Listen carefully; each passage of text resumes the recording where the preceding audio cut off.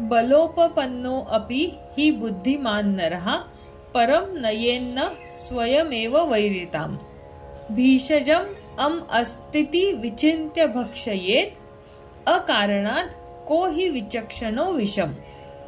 बलोपपन्नो अपि हि म्हणजे कितीही सामर्थ्य संपन्न असला तरीही बुद्धिमान नर परम नयेन्न स्वयमेव वैरिताम म्हणजे तरीही बुद्धिमंताने बुद्धिमान व्यक्तीने कारण नसताना दुसऱ्याशी शत्रुत्व ओढवून घेऊ नये। आणि यासाठी अत्यंत समर्पक उदाहरण पुढच्या ओळीमध्ये दिलेले आहे। भीषजम अमास्तिति विचिन्त्य भक्षयेत अकारणात् को हि विचक्षणो विषम। भीषज म्हणजे वैद्य।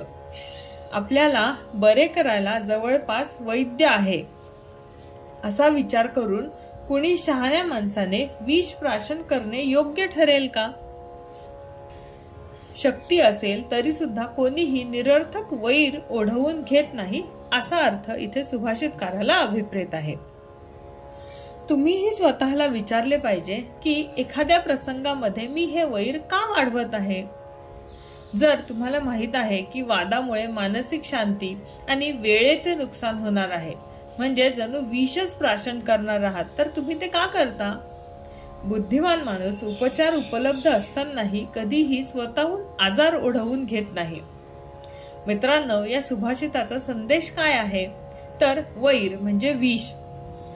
कोणाशीही विनाकारण वैर वाढवणे म्हणजे स्वतःच्या हाताने विष पिण्यासारखे आहे। शक्तीचा उपयोग शांततेसाठी करा।